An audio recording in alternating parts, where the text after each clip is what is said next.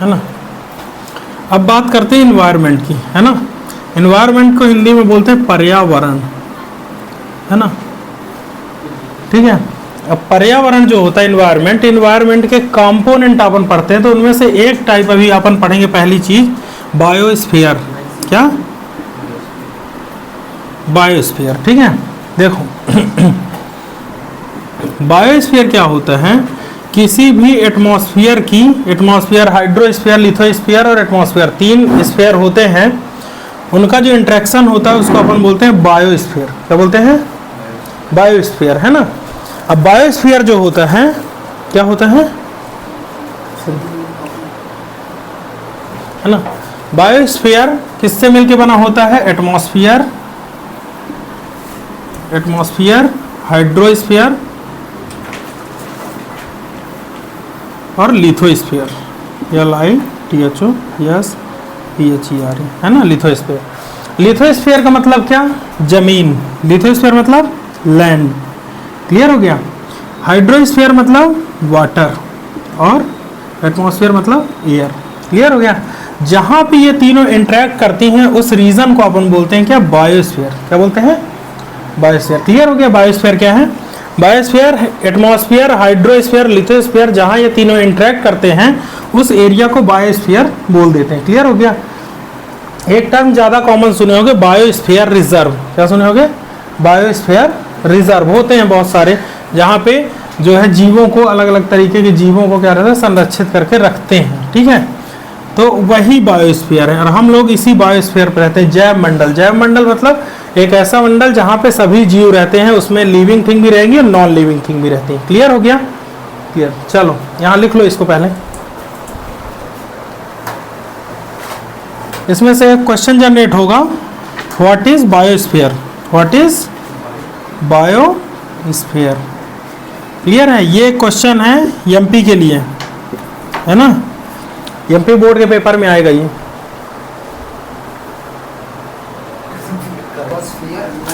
एक आता है इकोसिस्टम। क्या आता है? इकोसिस्टम। इसमें एक टर्म आया है तुम लोगों के बुक में, इकोसिस्टम। इकोसिस्टम होता है structural and functional unit of biosphere. Biosphere जिसमें फंक्शन करता है कि जिससे बना हुआ होता है, उसके स्ट्रक्चर को अपन क्या बोलते हैं? इकोसिस्टम। इकोसिस्टम उसकी स्ट्रक्चरल और फंक्शनल एक यूनिट है। जैसे हमारी जो बॉडी है वो सेल से बनी है ना, तो हमारी सेल जो है तो हमारी बॉडी की स्ट्रक्चरल फंक्शनल यूनिट है ना। ऐसे बहुत सारे इकोसिस्टम से मिलकर पूरा क्या बनता है? बायोस्फीयर, क्लियर हो गया। छोटे छोटे इकोसिस्टम से मिलकर फिर क्या बनाते हैं? बायोस्फीयर, क्लियर हो गया। लिखेंगे structural, structural and functional unit,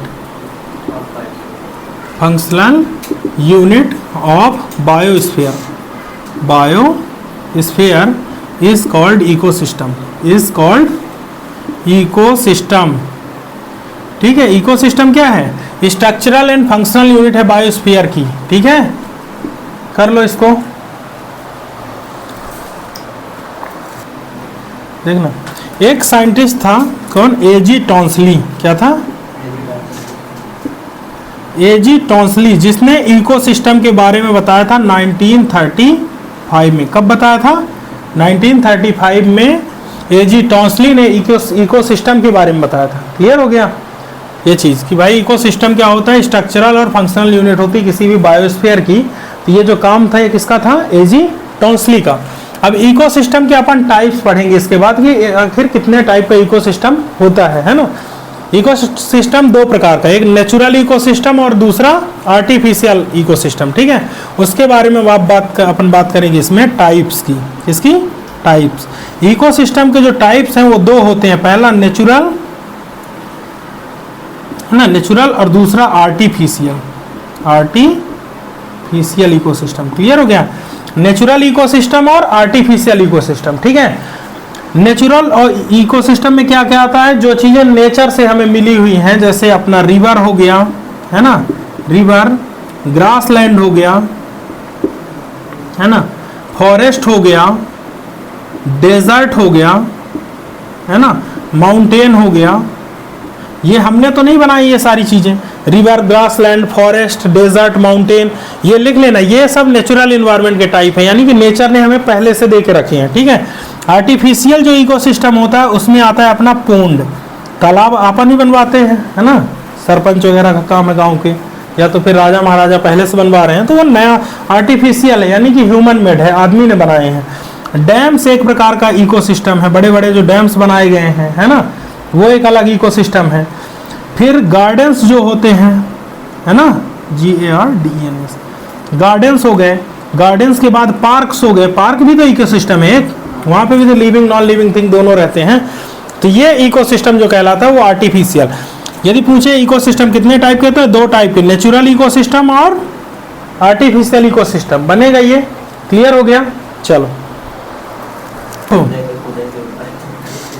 component of ecosystem, component of ecosystem, ठीक है। इकोसिस्टम के कंपोनेंट की बात करेंगे, दो कंपोनेंट इस पे होते हैं, कौन कौन से, बायोटिक और अबायोटिक कंपोनेंट। अबायोटिक कंपोनेंट एक बार स्पेलिंग लिख देते हैं, दोबारा ना लिखा करें, है ना, ऐसा रहेगा कुछ, है ना। बायोटिक कंपोनेंट और अबायोटिक कंपोनेंट, है ना।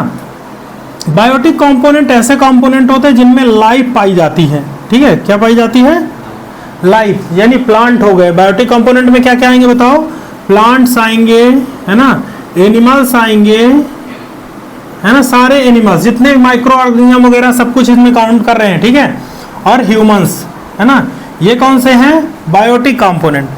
अब बात करते हैं अबायोटिक कंपोनेंट। अबायोटिक कंपोनेंट में आएगा एयर, मिनरल्स, पेट्रोलियम, इस तरह, एयर, वाटर, रॉक, ठीक है, हीट, है ना, टेम्परेचर, हीट ना लिख के लिख दो टेम्परेचर, TEMPERATURE, टेम्परेचर। ये जो होते हैं अबायोटिक कंपोनेंट, यानी कि ऐसे कंपोनेंट जिनमें लाइफ नहीं पाई जाती है, तो उसको बोलते हैं अबायोटिक कंपोनेंट, ठीक है। विंड हो गया, है ना, उसमें क्या लिख सकते हैं, विंड यूज कर सकते हो, है ना, तो ये विंड वगैरह जितने भी हैं, एयर या विंड एक ही बात है। तो अबायोटिक कंपोनेंट और बायोटिक कंपोनेंट में डिफरेंस पता चला। उसके बाद बायोटिक कंपोनेंट में सबसे पहला पार्ट आता है प्रोड्यूसर का, किसका, प्रोड्यूसर। सेकेंड टाइप आता है कंज्यूमर, क्या आता है, कंज्यूमर। और तीसरा डीकंपोजर, ठीक है। कौन कौन से, प्रोड्यूसर, कंज्यूमर्स और डीकंपोजर, ठीक है। प्रोड्यूसर क्या होते हैं, ये ग्रीन प्लांट होते हैं, क्या होते हैं, ग्रीन प्लांट्स होते हैं। इसमें साइंस में 5th क्लास से 4th क्लास से पढ़ रहे हो कि प्लांट्स जो होते हैं फोटोसिंथेसिस के प्रोसेस से अपना फूड खुद प्रिपेयर करते हैं। इन्हीं प्रोड्यूसर्स को ऑटोट्रॉप भी बोलते हैं, क्या बोलते हैं,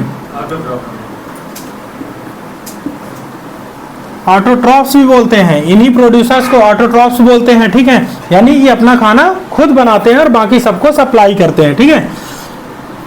कंज्यूमर्स पे अपन बात करेंगे और डीकंपोजर्स पे। डीकंपोजर्स को थोड़ी होल्ड करते हैं और नीचे डीकंपोजर्स,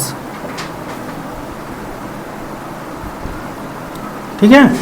कंज्यूमर्स में बात करेंगे, कंज्यूमर का फिर डिवीजन होता है। कंज्यूमर कौन कौन से होते हैं, पहली चीज हर्बीवोरस,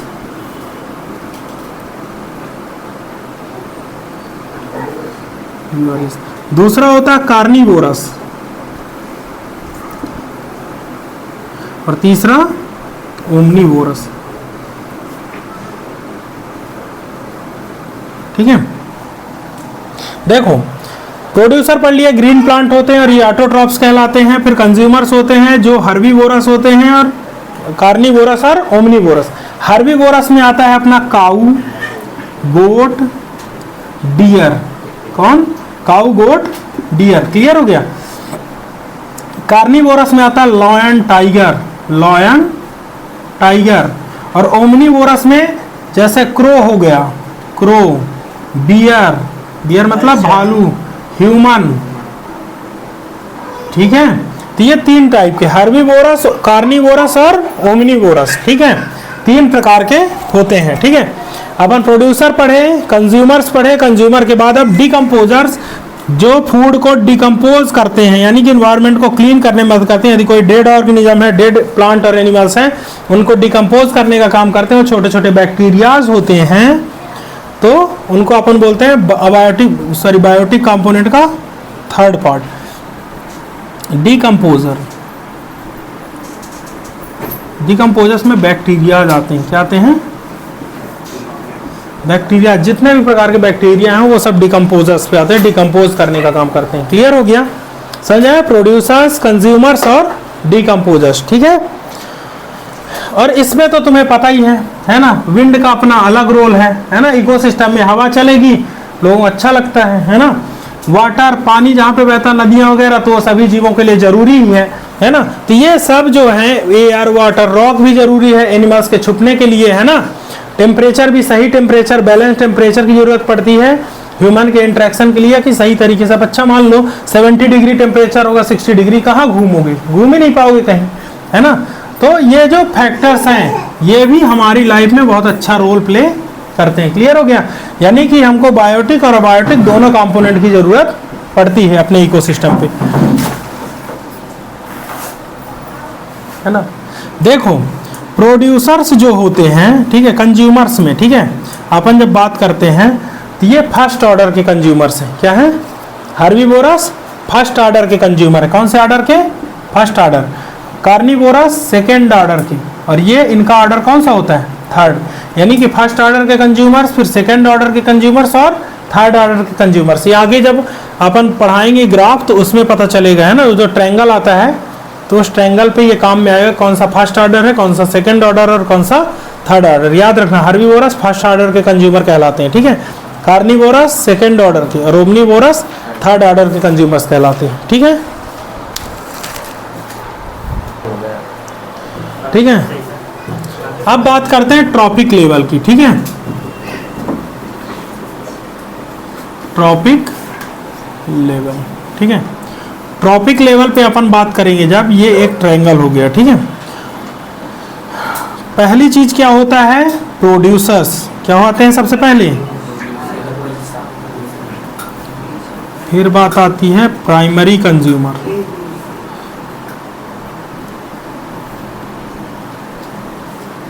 ठीक है, सेकेंडरी कंज्यूमर्स,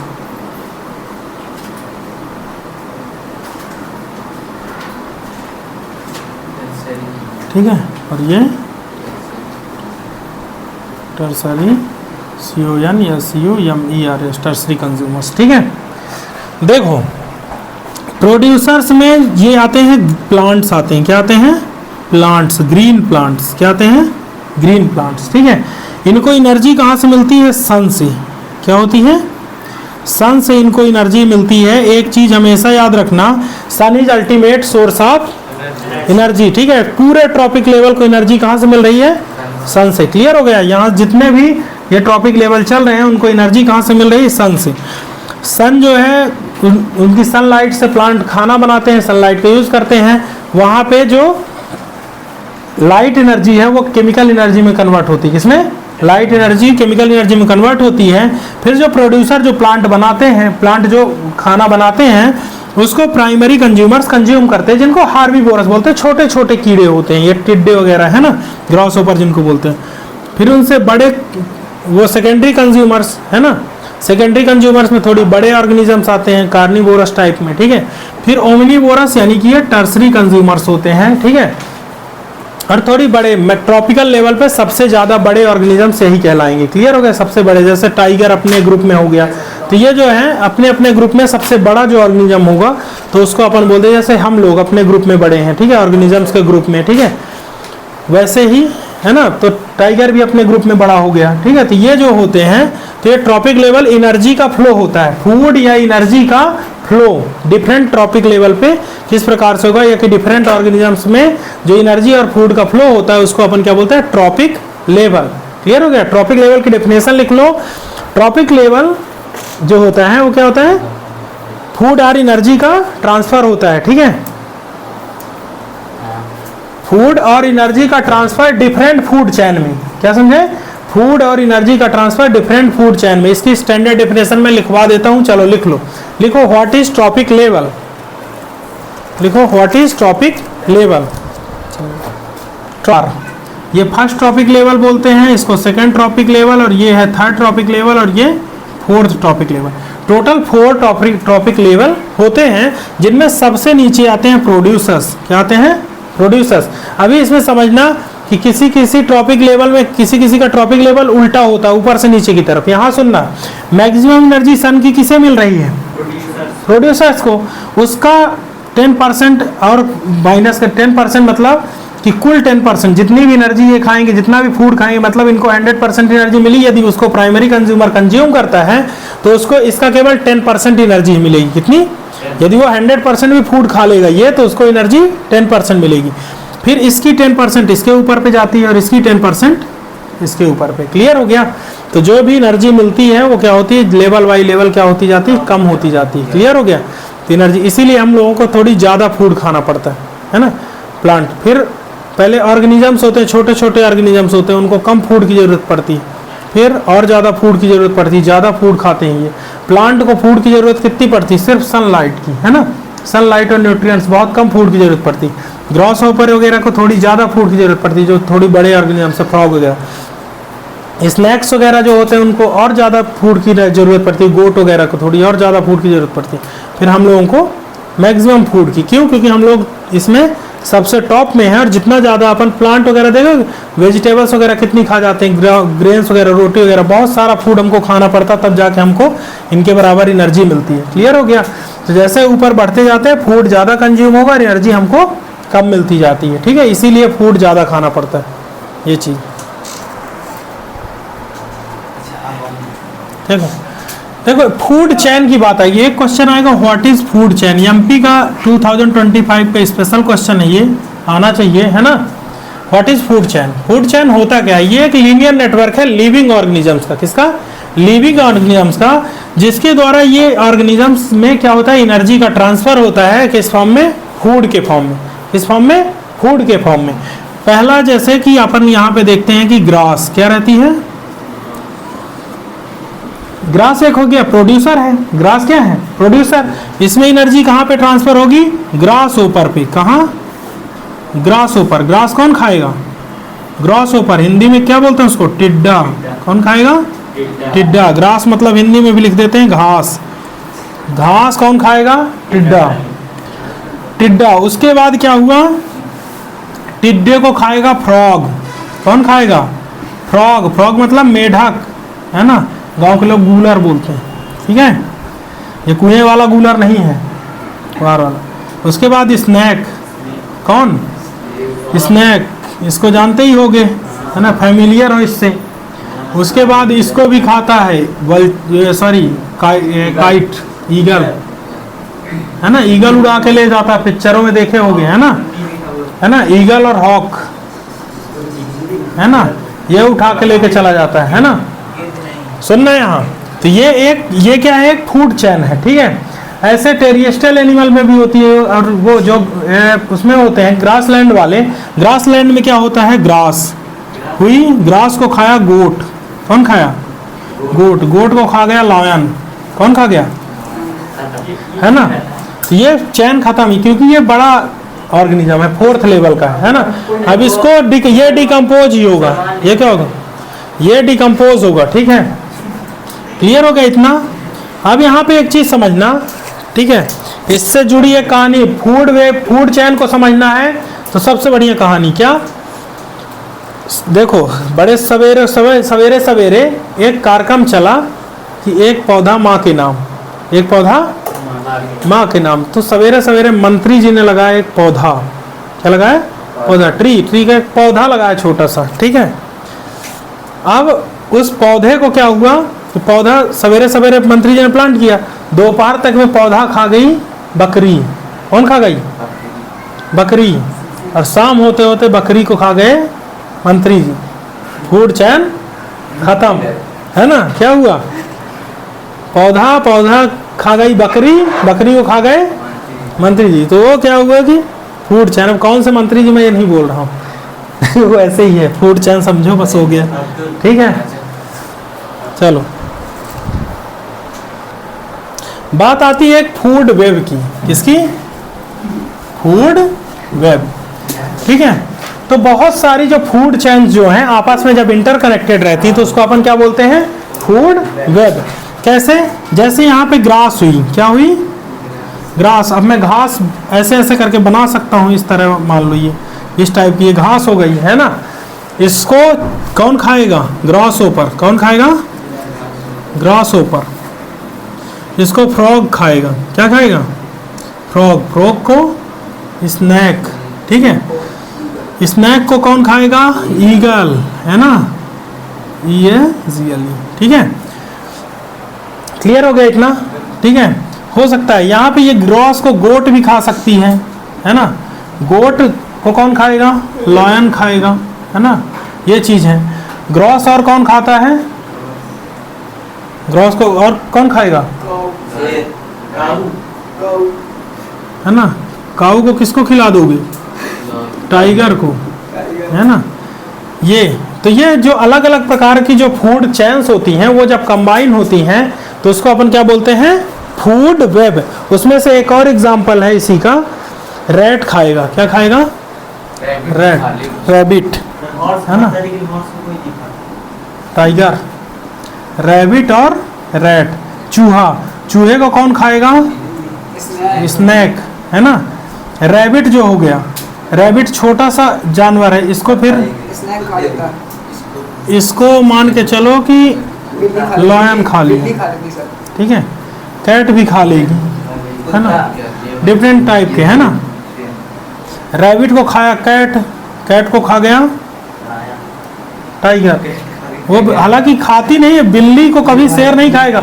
रीजन ये कि ये दोनों पता क्या है, सेम प्रजाति। ये टाइगर फैमिली का सबसे छोटा जानवर है, ये क्या है, और शेर का टाइगर फैमिली का सबसे छोटा जानवर है कैट, है ना। टाइगर फैमिली का परिवार वही है, इसीलिए बिल्ली मतलब खिसियानी बिल्ली नहीं बोलते खिसियानी बिल्ली खंबा नोचे, वैसे टाइप है ये, ठीक है। गोट पता चला और लायन, ये डिफरेंट टाइप की फूड चेन जब कंबाइन होती है तो उनको उनसे क्या बनता है, एक वेब बनता है जिसको अपन बोलते हैं फूड वेब। क्लियर हो गया ये चीज, चलो लिख लो, ठीक है। एक टर्म आता है अपन का ओजोन लेयर, क्या है, ओजोन लेयर। ओजोन लेयर जो है एटमॉस्फेयर पे पाई जाती है, जैसे मान लो अर्थ है, ठीक है। अर्थ से लगभग यहाँ पे 20 to 30 किलोमीटर यहाँ पे एक लेयर पाई जाती है, कितने में, 20 से 30 किलोमीटर के बीच में। क्लियर हो गया, एक लेयर पाई जाती है। ये जो है जैसे सन वगैरह हो गया, ये सन है ना। तो यहाँ से आने वाली यूवी रेज, सन से जो यूवी रेज आती है उनको ब्लॉक कर देता है, ठीक है। ये कि इसका फार्मूला क्या होता है ओजोन लेयर का, ओजोन का फार्मूला होता है O3, याद रखना। ओजोन का, ऑक्सीजन का क्या होता है O2, ऑक्सीजन का फार्मूला O2, ठीक है। और ये क्या है O3, ठीक है। अब ध्यान रखना कि O2 बस नहीं होता, O3 भी होता है, लेकिन स्पेशल केस में, क्या है, स्पेशल केस में उसके लिए टेम्परेचर और प्रेशर बदलना पड़ता है, तब जाके O3 बनता है, ठीक है। तो इसका जो मेन काम है वो क्या है, ओजोन लेयर का यूवी रेज को ब्लॉक करना, है ना, अर्थ तक नहीं आने देना।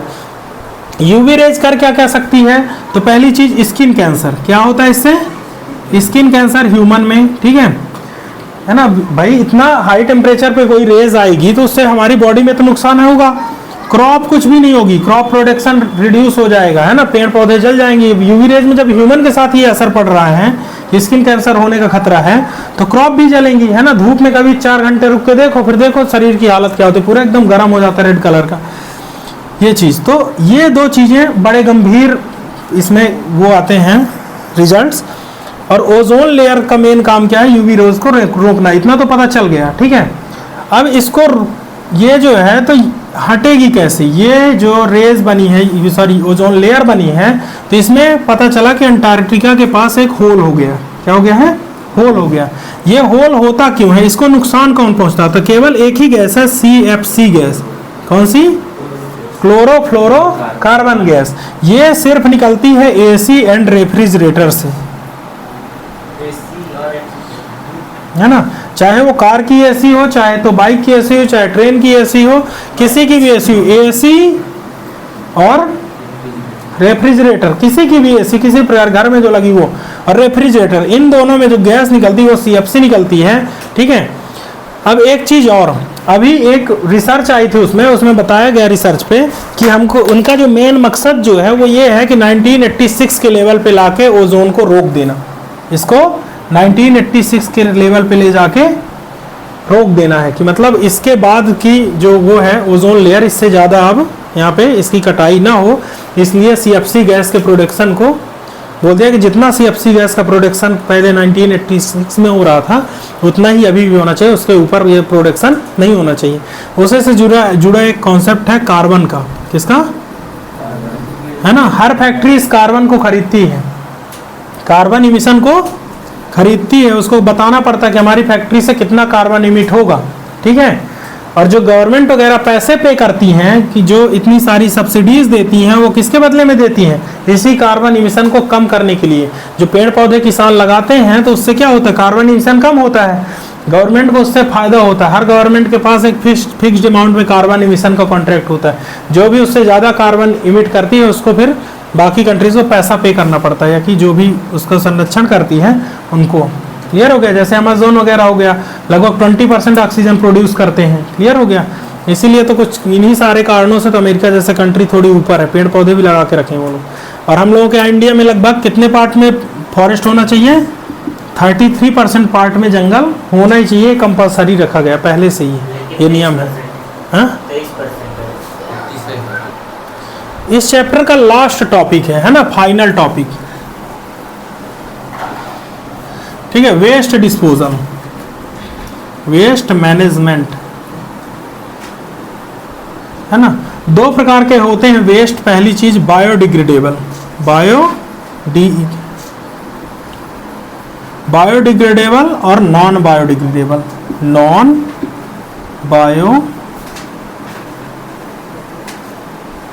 बायोडिग्रेडेबल, ठीक है। बायोडिग्रेडेबल वेस्ट ऐसे वेस्ट होते हैं जो बायोडिग्रेड हो जाते हैं, यानी कि डिकम्पोज हो जाते हैं, जिनमें आता है काऊ डंग, वेजिटेबल पील्स, ठीक है, लीव्स, है ना, और एग्रीकल्चर वेस्ट, एग्री वेस्ट, ठीक है, एग्रीकल्चर वेस्ट लिख लेना, ठीक है। नॉन बायोडिग्रेडेबल वेस्ट ऐसे वेस्ट होते हैं जो बायोडिग्रेड नहीं होते, जिनमें से आता है ग्लास, है ना, मेटल, कोई भी मेटल हो गई किसी प्रकार की, ग्लास हो गई, पॉलीथीन हो गई,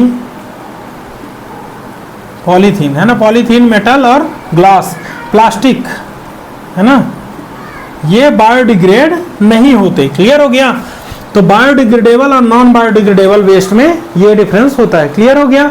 बायोडिग्रेडेबल वेस्ट क्या होते हैं, इजीली बायोडिग्रेड हो जाते हैं, मेन्योर में कन्वर्ट हो जाते हैं, और नॉन बायोडिग्रेडेबल वेस्ट मेन्योर में कन्वर्ट नहीं होते। क्लियर हो गया, इतना समझ में आया। अब इसको बायोडिग्रेडेबल यानी कि इनको अब कैसे इस वेस्ट को मैनेज किया जाए उसके बारे में बात करेंगे, किस तरह से इसके खतरे को कम किया जाए, किसके इफेक्ट को कम किया जाए, ठीक है। पहला प्रोसेस, वेस्ट मैनेजमेंट सिस्टम, कितने प्रकार से वेस्ट को मैनेज करते हैं, ठीक है। तो पहला, सबसे पहला प्रोसेस होता है क्या, रिसाइकलिंग। क्या बोलते हैं, पहला टॉपिक याद करना, रिसाइकलिंग।